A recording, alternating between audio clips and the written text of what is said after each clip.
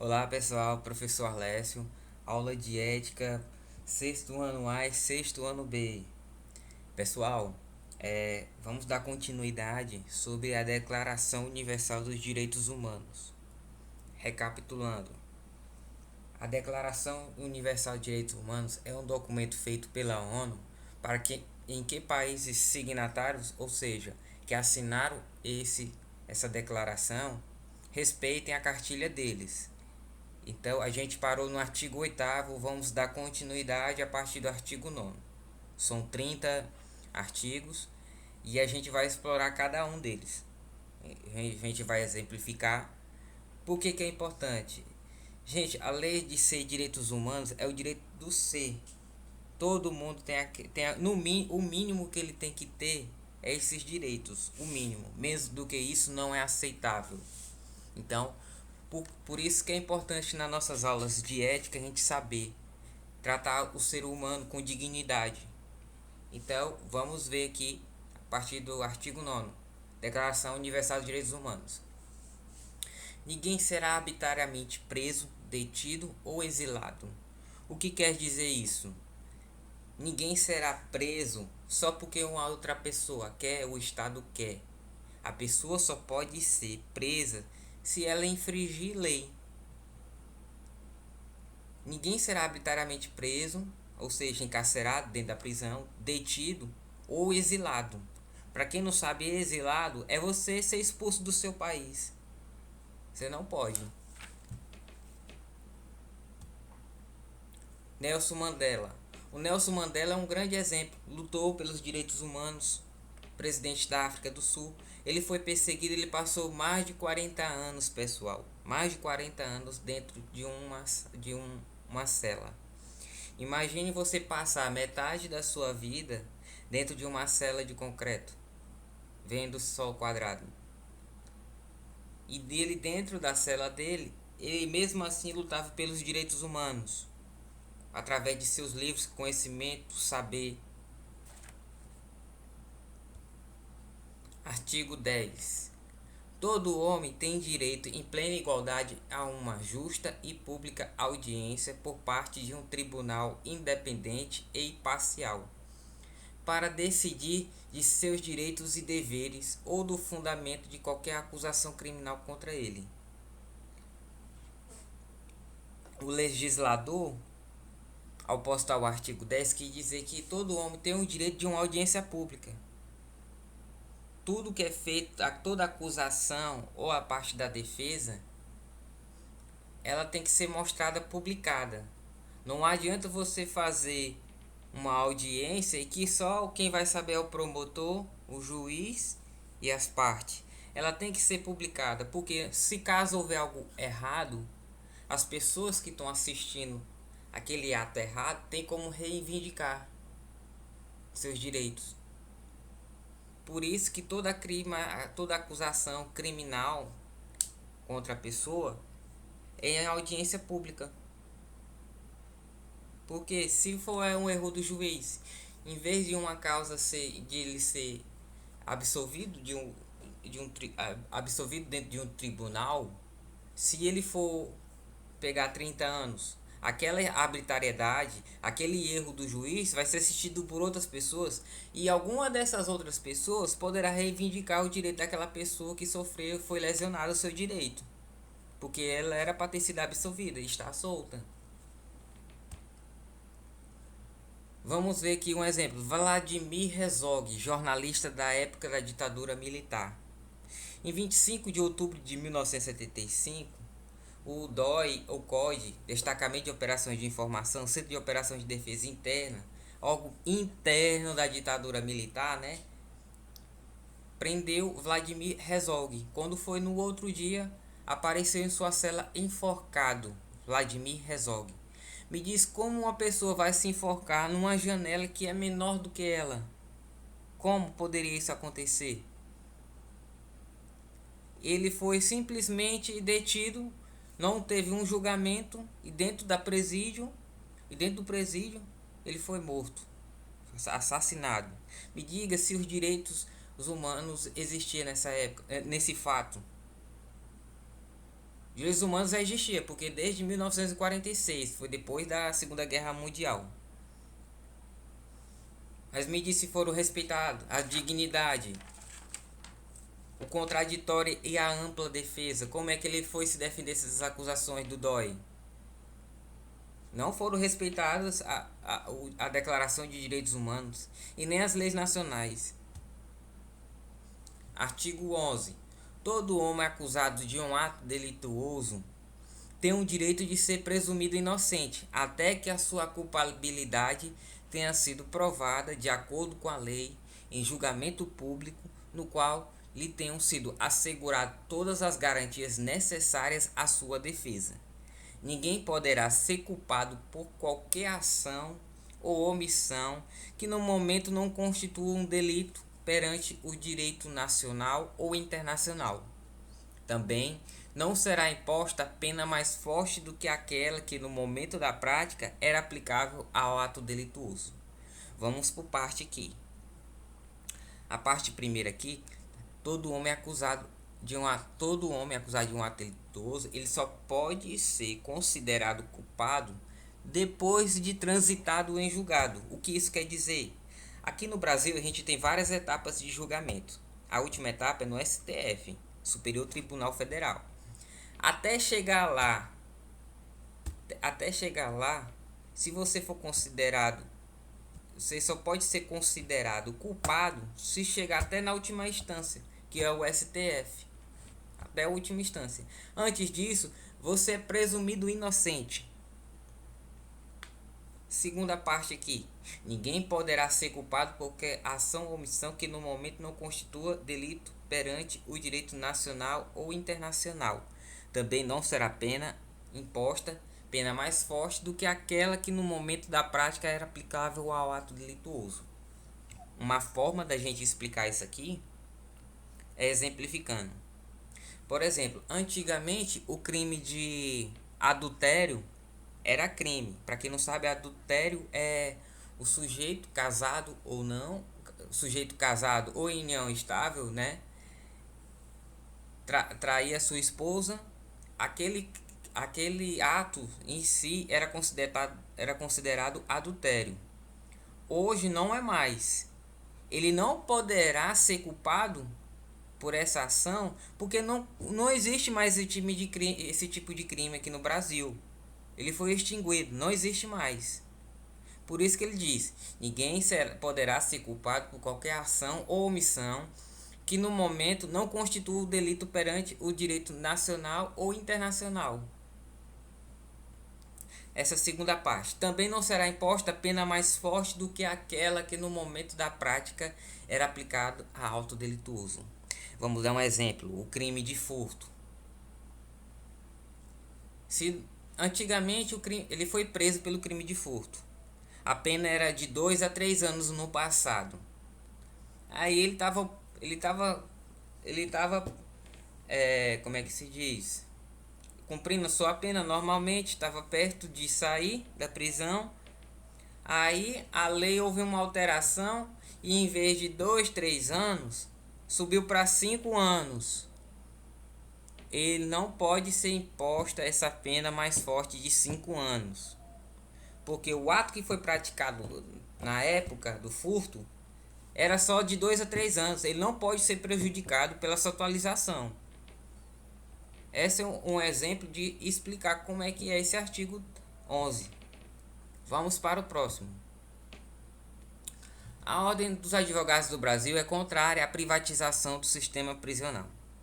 Para a OAB, a questão de segurança pública não pode ser tratada como uma atividade privada. O que quer dizer isso aqui? O sistema penitenciário brasileiro é uma mãe para os presos. Os presos fazem o que querem lá dentro. Não é assim, gente. A gente não pode privatizar o sistema de segurança, o sistema prisional. Não é uma atividade comercial. Tem que ser imposta. É o Estado que tem que punir, cuidar do seu preso. Artigo 12. Ninguém será sujeito a interferência na sua vida privada, na sua família, no seu lar ou na sua correspondência, nem ataque à sua honra e reputação. todo homem tem direito à proteção da lei contra tais interferências ou ataques.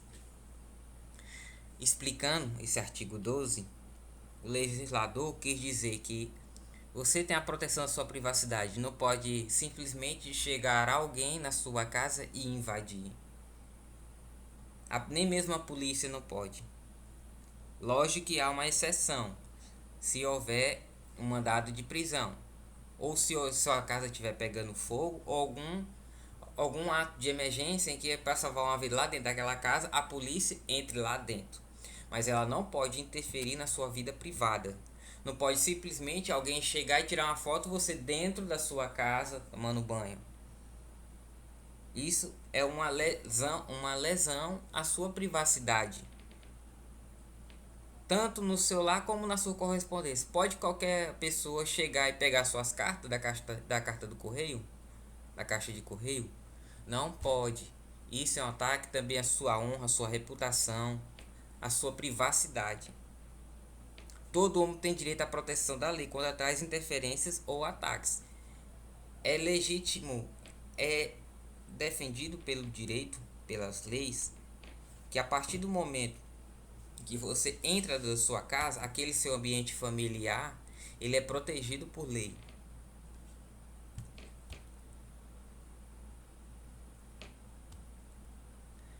Artigo 13. Todo homem tem direito à liberdade de locomoção e residência dentro das fronteiras de cada estado. Todo homem tem direito de deixar qualquer país, inclusive o próprio, e a este regressar. Exemplificando, todo homem tem o direito de ir e vir. Não pode simplesmente chegar órgãos do estado ou então algum particular e dizer: você nessa rua você não passa. É defendido o direito de ir e vir, é assegurada a sua locomoção de ir e a residência dentro das fronteiras. Você pode fazer, é o direito da propriedade. Você pode construir sua casa em qualquer lugar. Lógico, tomadas as devidas proporções, né? Você não vai construir sua casa também em cima de outra propriedade, entendeu? Mas todo homem tem o direito à liberdade e à locomoção. E todo homem tem o direito de deixar qualquer país. Você não pode simplesmente ficar refém daquele estado. Ah, eu preciso estudar, eu preciso visitar o meu filho em outro país.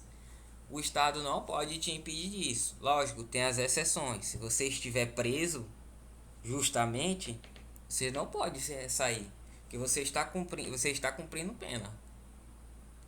E da mesma forma que eu quero sair de um país, eu posso regressar nele. A não ser que eu tenha cometido algum crime em outro país e esse país não tenha me libertado.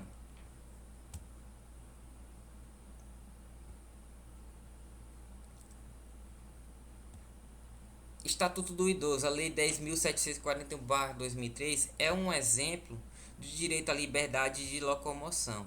Quando a gente fala em direito de locomoção, a gente tem que falar em acessibilidade também. O meu direito de vir cobre acessibilidade, né? A acessibilidade está dentro do meu direito de eu me locomover.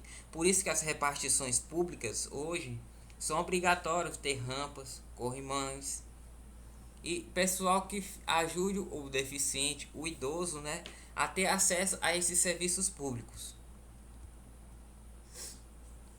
Artigo 14. Todo homem vítima de perseguição tem o direito de procurar e de gozar asilo em outros países. Quando ele fala isso, é perseguição política. Durante a ditadura militar, vários artistas, vários jornalistas foram exilados. Ou seja, eles foram para outro país. E para eles não, o único jeito deles escapar, ele era fugindo, pedindo asilo político a outros países. Se ele tiver em perseguição política, ele tem esse direito de pedir esse asilo político. Lógico, se o outro país aceitar. Este direito não pode ser invocado em caso de perseguição legitimamente motivada por crimes de direito comum ou por atos contrários aos objetivos e princípios das Nações Unidas. O que isso quer dizer? Para crimes comuns, ele não tem esse direito de asilo político. Asilo político é só quando há perseguição política. Agora, quando o cara é perseguido pela polícia de forma certa, com toda a legalidade, ele não tem direito a esse asilo político em outro país. Um grande exemplo, Dalai Lama em Dharamshala, no norte da Índia, onde mora desde 1959, quando ele fugiu do Tibete junto com milhares de outros cidadãos de seu país. Eles eram perseguidos lá no Tibete.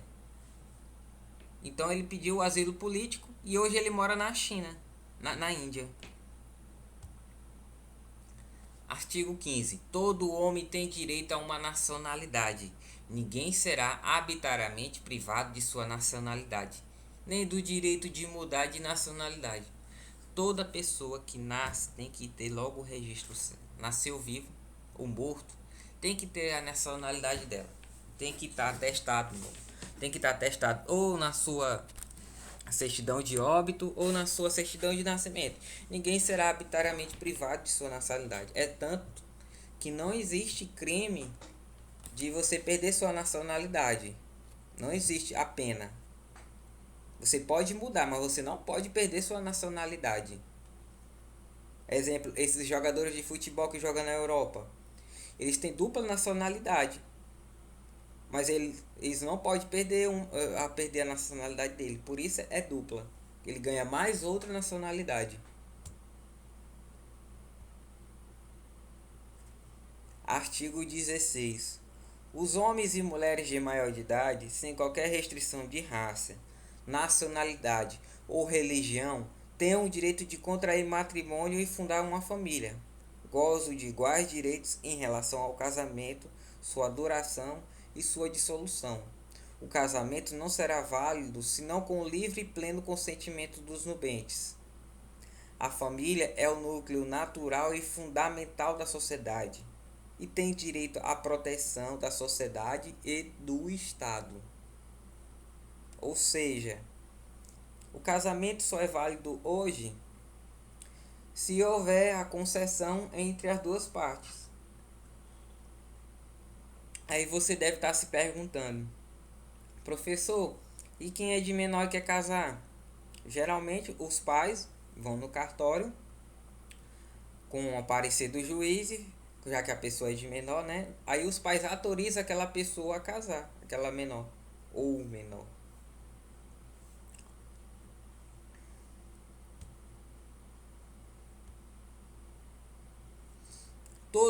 Artigo 17.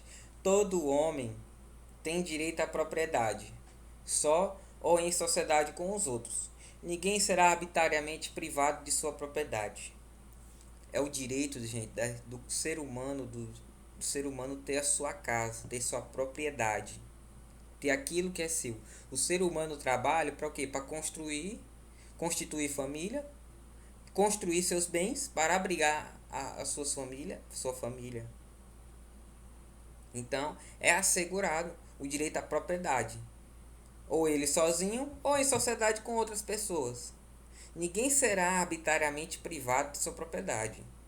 Não pode simplesmente, que nem na época do cangaço, em que chegava o pessoal, na época do coronelismo, chegavam os grileiros e tomavam sua terra.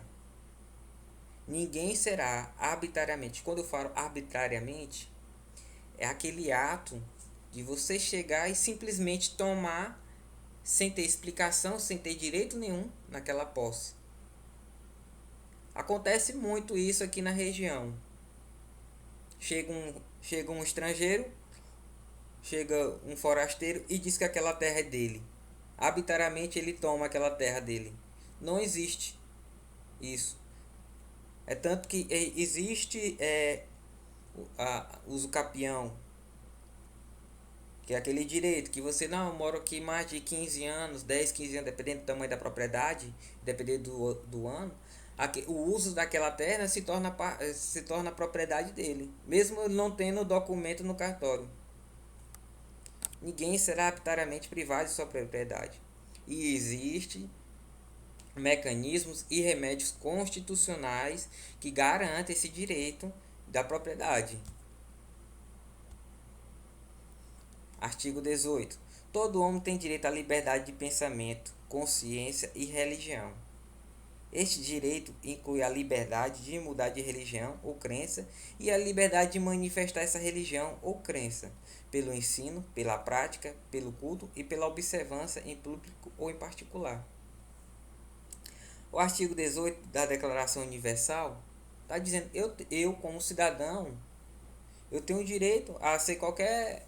Eu posso ser evangélico, espírita, ateu, católico, judeu. Eu tenho minha liberdade de escolher minha religião e minha crença.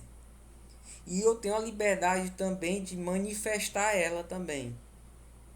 Embora, embora o país seja um país laico, o que é o país laico? Não tem uma religião oficial. O Brasil não tem uma religião oficial. Está na Constituição. Então, é aceito todos esses tipos de manifestação religiosa. E a gente não pode discriminar ninguém por causa de uma religião. Eu não vou me aproximar de judeus, eu não vou me aproximar de evangélicos, ou de ateu, ou de espírita. Você está discriminando a pessoa.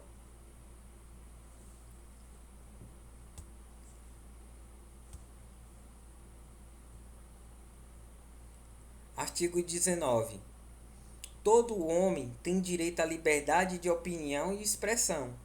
Este direito inclui a liberdade de, sem interferência, ter opiniões e de procurar receber e transmitir informações e ideias por qualquer meio independente de fronteira.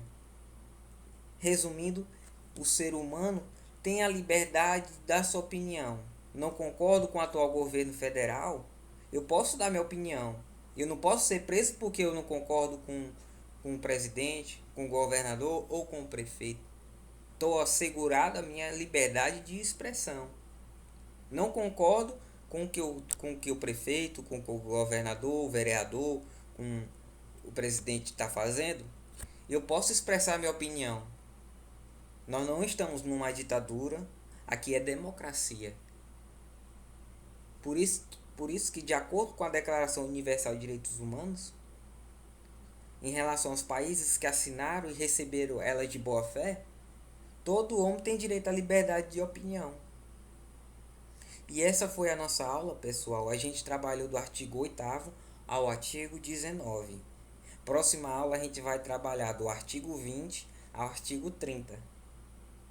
Da mesma forma, vamos discorrer todos os artigos e dar um exemplo.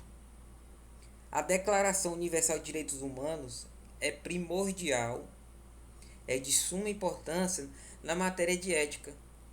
Se todo ser humano soubesse os direitos humanos, todos eles, e respeitassem na prática, com certeza o nosso dia a dia, a nossa sociedade seria mais evoluída. Então, até a próxima aula.